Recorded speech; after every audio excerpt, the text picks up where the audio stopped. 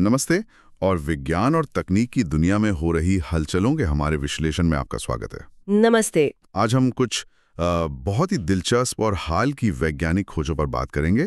इनके बारे में आपने द प्रिंट जैसे प्रकाशनों में भी शायद पढ़ा होगा। हाँ, और ये विषय सिर्फ जानकारी के लिए ही नहीं बल्कि यूपीएससी एस्पिरेंट्स के लिए भी मुझे लगता है काफी महत्वपूर्ण हो सकते हैं, प्रीलिम्स और मेंस दोनों के लिहाज से। बिल्कुल सही कहा। और आज की चर्चा शुरू करने से पहले वो एल्बर्ट आइंस्टीन की बात याद आती है ना। कौन सी? कल्पना ज्ञान से ज्यादा महत्वपूर्ण है। ज्ञान सीमित है, कल्पना दुनिया को घेर लेती है। वाह, बिल्कुल सही। और आज की जो खोजें हैं वो दिखाती हैं कि कैसे कल्पना और ज्ञान मिलकर नई राहें खोल रहे हैं। तो आज हम क्या क्या देखने वाले हैं? हम 4 मुख्य वैज्ञानिक डेवलपमेंट्स पर गहराई से बात करेंगे। पहला, यूनिवर्स को खंगालने के लिए एक बिल्कुल अनोखा मतलब रेक्टेंगुलर टेलीस्कोप का प्रस्ताव। क्या ये वाकई दूसरे ग्रहों पर जीवन खोजने में मदद करेगा? दिलचस्प है। दूसरा, आर्टिफिशियल स्वीटनर्स। क्या ये हमारे दिमाग पर असर डालते हैं? एक नई स्टडी आई है इस पर। हाँ, ये सेहत से जुड़ा अहम मुद्दा है। तीसरा, हजारों साल पहले भाषाएं कैसे फैली, कैसे विकसित हुई, इसका पता लगाने के लिए अब वैज्ञानिक जीन्स का इस्तेमाल कर रहे हैं। जीन्स और भाषा, कमाल है। और चौथा, माइक्रोप्लास्टिक प्रदूषण। इससे निपटने के लिए या कहें कि इसका पता लगाने के लिए वैज्ञानिकों ने चमकने वाले बैक्टीरिया बनाए हैं, बायोसेंसर। हाँ, तो हम इन सभी खबरों का विश्लेषण करेंगे, इनके मुख्य बिंदु समझेंगे, इनके पीछे का जो विज्ञान है उसे थोड़ा आसान बनाने की कोशिश करेंगे, और इनका महत्व क्या है खासकर यूपीएससी के नजरिए से, इस पर भी बात करेंगे। बिल्कुल। तो चलिए शुरू करते हैं। सबसे पहले अंतरिक्ष विज्ञान। जब हम टेलीस्कोप सोचते हैं तो गोल शेप ही आता है दिमाग में, है ना? हाँ, जाहिर है, हबल हो या जेम्स वेब, सब गोल मिरर्स वाले ही हैं। लेकिन अमेरिका में रेंसिलियर पॉलिटेक्निक इंस्टीट्यूट के वैज्ञानिक वो कुछ अलग सोच रहे हैं। एक रेक्टेंगुलर मतलब आयताकार टेलीस्कोप। हाँ, मैंने भी पढ़ा इसके बारे में frontiers in astronomy and space sciences journal में। उनका मानना है कि ये डिजाइन दूसरे ग्रहों पर जीवन खोजने के लिए शायद ज्यादा कारगर हो। पर सवाल ये है कि इसकी जरूरत क्यों पड़ रही है? मतलब रहने लायक ग्रह, एक्सोप्लैनेट्स खोजना इतना मुश्किल क्यों है? मुश्किल इसलिए है क्योंकि ये ग्रह जिन तारों का चक्कर काटते हैं ना, उन तारों की अपनी रोशनी बहुत बहुत ज्यादा होती है। अच्छा। तो उस तेज चमक के आगे ग्रह से आने वाली जो हल्की सी रोशनी होती है वो बिल्कुल दब जाती है। उसे पकड़ना और एनालाइज करना बहुत मुश्किल काम है। और इसके लिए हमें बहुत बड़े, बहुत हाई रेजोल्यूशन वाले टेलीस्कोप्स चाहिए होते हैं। बिल्कुल। और यहीं पर पारंपरिक गोल टेलीस्कोप की सीमाएं आ जाती हैं। कैसे? देखिए, बहुत बड़े साइज के गोल शीशे या लेंस बनाना, उन्हें एकदम परफेक्ट शेप देना, पॉलिश करना, फिर संभाल कर अंतरिक्ष में भेजना, ये सब तकनीकी तौर पर बहुत मुश्किल और महंगा सौदा है। समझ गया। तो ये आयताकार डिजाइन, इसका हल कैसे है? शोधकर्ताओं का मानना है कि आयताकार मिरर बनाना शायद आसान हो सकता है, और उन्हें स्पेसक्राफ्ट में फिट करना भी मतलब ज्यादा सुविधाजनक हो सकता है गोल की तुलना में। अच्छा, सिर्फ बनाने में आसानी या ऑप्टिक्स का भी कोई फायदा है? बनाने में आसानी तो है ही, पर और भी बातें हैं। एक तो इनका एस्पेक्ट रेशो ज्यादा होगा। एस्पेक्ट रेशो मतलब वो एक बार में आसमान का ज्यादा चौड़ा हिस्सा देख पाएंगे। इससे ग्रह खोजने की रफ्तार बढ़ सकती है। ओके। लेकिन सबसे जरूरी है इनका तालमेल कोरोनोग्राफ जैसी तकनीकों के साथ। कोरोनोग्राफ, ये क्या होता है? कोरोनोग्राफ आप समझ लीजिए एक तरह का मास्क या शील्ड है टेलीस्कोप के अंदर। ये तारे की सीधी तेज रोशनी को रोक देता है। जैसे हम सूरज देखते हुए हाथ आगे कर लेते हैं? हाँ, कुछ वैसा ही, ताकि तारे की चकाचौंध हट जाए और उसके ठीक बगल में जो धुंधला सा ग्रह है उसकी हल्की रोशनी पकड़ी जा सके। अच्छा। और ऐसा माना जा रहा है कि आयताकार टेलीस्कोप के साथ कोरोनोग्राफ ज्यादा प्रभावी ढंग से काम कर सकता है। इससे हम एक्सोप्लैनेट के वायुमंडल को स्टडी कर पाएंगे, वहां ऑक्सीजन, मीथेन जैसे मतलब जीवन के संकेत देने वाली गैसें ढूंढ पाएंगे। वाह, तो मतलब भविष्य में हम ब्रह्मांड को एक चौकोर खिड़की से झांक रहे होंगे। ये तो एक्सोप्लैनेट रिसर्च के लिए वाकई बड़ा कदम हो सकता है। हाँ, और यूपीएससी के लिहाज से भी स्पेस टेक में ये जो नए इनोवेशंस हो रहे हैं, एक्सोप्लैनेट डिटेक्शन की नई तकनीकें, ये सब GS paper 3 science and tech के लिए बहुत जरूरी है। बिल्कुल। चलिए अब अंतरिक्ष से जरा अपनी सेहत की ओर आते हैं। आर्टिफिशियल स्वीटनर्स ना, आजकल बहुत कॉमन है। चीनी से बचने के लिए लोग खूब इस्तेमाल करते हैं। डाइट सोडा, चाय, कॉफी, ये सोचकर कि कैलोरी नहीं है तो ठीक ही होगा। लेकिन क्या ये वाकई ठीक है? ब्राजील से एक स्टडी आई है जो कुछ चिंता जगाती है। हाँ, ये अमेरिकन एकेडमी ऑफ न्यूरोलॉजी के जर्नल में छपी है। ये बताती है कि आर्टिफिशियल स्वीटनर्स का ज्यादा इस्तेमाल शायद तेज कॉग्निटिव डिक्लाइन से जुड़ा हो सकता है। कॉग्निटिव डिक्लाइन मतलब सोचने, याद रखने की क्षमता में गिरावट? बिल्कुल। और ये कोई छोटी स्टडी नहीं थी। लगभग 13,000 वयस्क जिनकी औसत उम्र 52 साल थी, उन्हें 8 साल तक फॉलो किया गया। 8 साल? और नतीजा क्या निकला? नतीजा ये कि जिन लोगों ने सबसे ज्यादा आर्टिफिशियल स्वीटनर्स लिए, उनमें दिमागी कामकाज मतलब सोचने समझने की क्षमता में सबसे कम लेने वालों की तुलना में 62% ज्यादा तेजी से गिरावट आई। 62%? ये तो बहुत ज्यादा है। हाँ, शोधकर्ताओं ने इसे करीब 1.6 साल की एक्स्ट्रा ब्रेन एजिंग के बराबर बताया है। मतलब दिमाग थोड़ा जल्दी बूढ़ा हो रहा है, ऐसा कह सकते हैं। तो क्या करें? क्या ये स्वीटनर लेना बंद कर दें? यही थोड़ा रुखड़ा जरूरी है। देखिए, स्टडी के जो लेखक हैं उन्होंने खुद ये साफ कहा है कि ये स्टडी सिर्फ एक लिंक या संबंध दिखाती है। मतलब ये कारण और प्रभाव, कॉज एंड इफेक्ट साबित नहीं करती। अच्छा, ये पॉइंट जरूरी है। हाँ, ये तो पता चला कि जो लोग ज्यादा स्वीटनर ले रहे थे उनमें गिरावट ज्यादा तेज थी, पर यह साबित नहीं हुआ कि गिरावट सिर्फ स्वीटनर की वजह से हुई। हो सकता है कोई और वजह हो। बिल्कुल, हो सकता है उनकी पूरी डाइट ही उतनी हेल्दी ना हो या लाइफस्टाइल में कुछ और गड़बड़ हो। ये वैसा ही है जैसे हम कहें कि गर्मी में आइसक्रीम की बिक्री बढ़ती है और डूबने की घटनाएं भी। तो क्या आइसक्रीम डूबने का कारण है? नहीं, दोनों गर्मी से जुड़े हैं। हाँ, समझ गया। तो यहाँ भी कोई तीसरा छुपा हुआ फैक्टर हो सकता है। हमें और रिसर्च चाहिए ये समझने के लिए। वैसे स्टडी में ये भी पाया गया कि ये लिंक 60 साल से कम उम्र के लोगों में ज्यादा मजबूत था और डायबिटीज वालों में भी ये ज्यादा स्ट्रांगली जुड़ा था।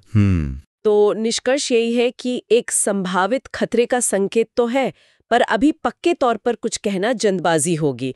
और शोधकर्ता ये भी कह रहे हैं कि शहद, मेपल सिरप जैसे दूसरे विकल्पों पर भी और रिसर्च होनी चाहिए। सही बात है। तो एकदम से नतीजे पे कूदने की बजाय ये हमें अपने खान पान के बारे में और सोचने पे मजबूर करता है। और यूपीएससी के लिए health, nutrition, non communicable disease वाला जो सेक्शन है, उसके लिए ये जानकारी जरूर काम की है। बिल्कुल, लाइफस्टाइल फैक्टर्स बहुत अहम है। अच्छा, अब एक बिल्कुल अलग और मुझे लगता है बहुत ही फैसिनेटिंग फील्ड में चलते हैं, भाषा और जेनेटिक्स का मेल। हाँ, ये तो सुनने में ही बड़ा रोचक लगता है। क्या हम अपने जीन्स से ये पता लगा सकते हैं कि हजारों साल पहले भाषाएं कैसे फैली? ज्यूरिक यूनिवर्सिटी के साइंटिस्ट ने यही किया है। उनका काम साइंस एडवांसेस जर्नल में आया है। हम ये तो जानते हैं कि जब अलग अलग लोग मिलते हैं तो भाषाएं मिक्स होती हैं, शब्द इधर से उधर जाते हैं, जैसे हिंदी के पजामा, बंगला, चटनी, लूट, ये सब अब अंग्रेजी में भी हैं। हाँ, ये तो कॉलोनियल दौर के संपर्क का नतीजा है, लेकिन भाषाओं का ये मिलना जुलना तो उससे भी कहीं ज्यादा पुराना है। बिल्कुल, और यहीं पर जेनेटिक्स काम आती है। वैज्ञानिक ये समझना चाह रहे थे कि क्या पुराने जमाने में जब अलग अलग इंसानी समूह मिले होंगे तो उसका कोई निशान उनके जीन्स और उनकी भाषाओं दोनों में एक साथ मिल सकता है। अच्छा, जैसे वो अफ्रीका वाला उदाहरण है ना, खोएसान और बंटू भाषाएं। हाँ बिल्कुल, वो भौगोलिक रूप से दूर हैं पर दोनों में वो अजीब सी क्लिक साउंड्स हैं। हाँ, तो अंदाजा है कि कभी न कभी इनमें जरूर गहरा संपर्क रहा होगा। पर जीन और भाषा का सीधा कनेक्शन कैसे, ये थोड़ा मुश्किल लग रहा है समझना। यही तो इस स्टडी का कमाल है। उन्होंने बहुत बड़े पैमाने पर डेटा एनालाइज किया। दुनिया भर की 550 से ज्यादा आबादियों के करीब 4700 लोगों के जीनोम देखे। 4700 लोगों के जीनोम? हाँ, और फिर इस विशाल जेनेटिक डेटा की तुलना उन्होंने 2 बड़े ग्लोबल लिंग्विस्टिक डेटाबेसेस से की, जिनमें भाषाओं की ग्रामर, साउंड्स, वोकैबुलरी वगैरह की जानकारी थी। और कुछ मिला? हाँ, बिल्कुल मिला। उन्होंने देखा कि दुनिया भर में जेनेटिक कॉन्टैक्ट, मतलब जब अलग जेनेटिक बैकग्राउंड वाले समूह आपस में मिले और मिक्स हुए, ऐसे 125 से ज्यादा मामले थे। ओके। और सबसे बड़ी खोज ये थी कि जिन ग्रुप्स के बीच ऐसा जेनेटिक संपर्क हुआ था, उनकी भाषाओं में समानताएं होने की संभावना 4 से 9% तक बढ़ गई। अरे वाह! और ये समानताएं उन भाषाओं में भी मिली जिनका आपस में कोई सीधा पारिवारिक रिश्ता नहीं था। तो मतलब जब लोगों के जीन मिलते हैं तो अक्सर उनकी भाषाएं भी एक दूसरे को प्रभावित करती हैं, और इसका सबूत दोनों जगह रह जाता है। बिल्कुल यही बात है। ये स्टडी दिखाती है कि हमारे जीन सिर्फ हमारे बायोलॉजिकल हिस्ट्री नहीं बताते, बल्कि हमारी कल्चरल और लिंग्विस्टिक हिस्ट्री के भी गवाह हैं। ये तो कमाल है। हाँ, ये उन पुराने माइग्रेशंस, कॉन्टैक्ट्स को समझने का एक नया तरीका है जिनका कोई लिखा हुआ रिकॉर्ड नहीं है।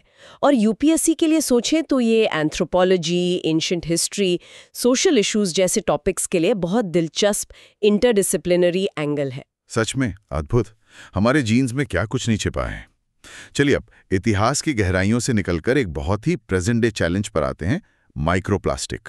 हाँ, ये तो आजकल हर जगह है। प्लास्टिक के छोटे छोटे कण मिट्टी, हवा, पानी, हमारे खाने तक में, और इन्हें डिटेक्ट करना भी एक मुश्किल काम है। बिल्कुल। लेकिन हांगकांग पॉलिटेक्निक यूनिवर्सिटी के वैज्ञानिकों ने इसका एक बड़ा अनोखा तरीका निकाला है। उन्होंने ऐसे बैक्टीरिया बनाए हैं जो माइक्रोप्लास्टिक के कांटेक्ट में आते ही चमकने लगते हैं। हाँ, फ्लोरोसेंट बैक्टीरिया। ACS पब्लिकेशंस में आया है ये पेपर। आमतौर पर तो लैब में इंफ्रारेड या रमन स्पेक्ट्रोस्कोपी से पता लगाते हैं ना। हाँ, वो लाइट सेंसर्स वाली तकनीकें हैं, वो सटीक हैं, पर उनमें टाइम लगता है, महंगा भी है और खास इक्विपमेंट चाहिए। तो इन वैज्ञानिकों ने क्या अलग किया? ये चमकने वाले बैक्टीरिया काम कैसे करते हैं? उन्होंने एक तरह का लिविंग बायोसेंसर बनाया है।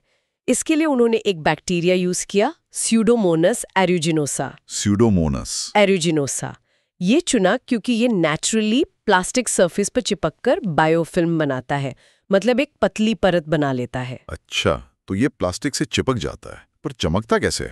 यहीं जेनेटिक इंजीनियरिंग काम आई। उन्होंने इसके जेनेटिक कोड में बदलाव करके 2 खास जीन डाल दिए। पहला जीन तभी ऑन होता है जब बैक्टीरिया प्लास्टिक को छूता है। ओके। और जब पहला जीन ऑन होता है तो वो दूसरे जीन को एक्टिवेट करता है, और दूसरा जीन एक ऐसा प्रोटीन बनाता है जो हरी रोशनी छोड़ता है, फ्लोरेसेंट प्रोटीन। तो बैक्टीरिया प्लास्टिक से चिपका, पहला जीन ऑन, दूसरा जीन ऑन, हरी चमक। बिल्कुल। तो जब ये मॉडिफाइड बैक्टीरिया पानी में माइक्रोप्लास्टिक से टकराते हैं तो वो हरे रंग में चमक उठते हैं, और उस चमक को मापकर पता चल जाता है कि पानी में माइक्रोप्लास्टिक है या नहीं और कितना है। ये तो बहुत ही स्मार्ट आइडिया है, पर क्या ये लैब के बाहर असली समुद्री पानी वगैरह में काम करेगा? अच्छा सवाल है। उन्होंने इसे असली समुद्री पानी में टेस्ट किया है, और वो काफी कम मात्रा में भी, जैसे 100 पार्ट्स पर मिलियन माइक्रोप्लास्टिक डिटेक्ट कर पाए। ये तो काफी सेंसिटिव है। हाँ, बेशक इसे बड़े स्केल पर यूज करने में चुनौतियां होंगी। पानी में और भी चीजें हो सकती हैं जो शायद असर डालें, लेकिन फिर भी ये एनवायरमेंटल हेल्थ मॉनिटरिंग को बदल सकता है। कैसे? ये माइक्रोप्लास्टिक का पता लगाने का एक तेज, शायद सस्ता और ज्यादा आसानी से उपलब्ध तरीका बन सकता है, खासकर दूर दराज के इलाकों के लिए। और यूपीएससी के environment and ecology GS paper 3 के लिहाज से ये बहुत महत्वपूर्ण है। पोल्यूशन मॉनिटरिंग और बायोटेक्नोलॉजी के एप्लीकेशन का बेहतरीन उदाहरण है ये। बिल्कुल। तो आज हमने 4 बिल्कुल अलग अलग फील्ड्स देखे: आयताकार टेलीस्कोप, आर्टिफिशियल स्वीटनर्स और दिमाग का कनेक्शन, जीन से भाषा का इतिहास जानना, और चमकने वाले बैक्टीरिया से प्रदूषण का पता लगाना। हाँ, और इन सब में एक कॉमन थीम है। वैज्ञानिक कैसे लगातार नई हदें पार कर रहे हैं, प्रॉब्लम सॉल्व करने के लिए कितने क्रिएटिव तरीके ढूंढ रहे हैं। सही कहा। चाहे वो यूनिवर्स के रहस्यों हों, या हमारी सेहत, या हमारा इतिहास, या फिर पर्यावरण की चुनौतियां। और ये दिखाता है कि साइंस कैसे लगातार इवॉल्व हो रही है और हमारी जिंदगी के हर पहलू पर असर डाल रही है। यूपीएससी एस्पिरेंट्स के लिए ये सब जानना मतलब सिर्फ करंट अफेयर्स नहीं है, ये science, tech, environment, health, history की गहरी समझ बनाने में मदद करता है। द प्रिंट जैसे स्रोतों में आई इन खबरों का क्रिटिकल एनालिसिस मेंस में बहुत काम आ सकता है। बिल्कुल। तो आज की ये गहन चर्चा यहीं खत्म करते हैं। उम्मीद है आपको ये जानकारी पूर्ण और दिलचस्प लगी होगी। और जाते जाते सोचने के लिए एक बात छोड़ जाते हैं। हमने देखा कि जीन भाषाओं का इतिहास बता सकते हैं। क्या लगता है भविष्य में हम अपनी बायोलॉजिकल इन्फॉर्मेशन का इस्तेमाल और भी कॉम्प्लेक्स चीजें समझने में कर पाएंगे, जैसे पुराने सामाजिक ट्रेंड्स, मान्यताएं, या ऐसे संपर्क जिनका कोई लिखित रिकॉर्ड नहीं है? ये कहाँ तक संभव है? और अगर संभव हुआ तो इसके नैतिक पहलू क्या होंगे? मतलब इस जानकारी का इस्तेमाल कैसे होना चाहिए, कैसे नहीं? इस पर जरूर सोचिएगा। अगर आपको ये विश्लेषण पसंद आया तो प्लीज इसे लाइक करें, हमारे चैनल को सब्सक्राइब करें। हाँ, और अगर आपके कोई सवाल या विचार है तो नीचे कमेंट्स में जरूर लिखें। हमें आपके फीडबैक का इंतजार रहेगा। अगली बार फिर मिलेंगे विज्ञान और ज्ञान की दुनिया में एक और सफर के साथ। धन्यवाद। धन्यवाद।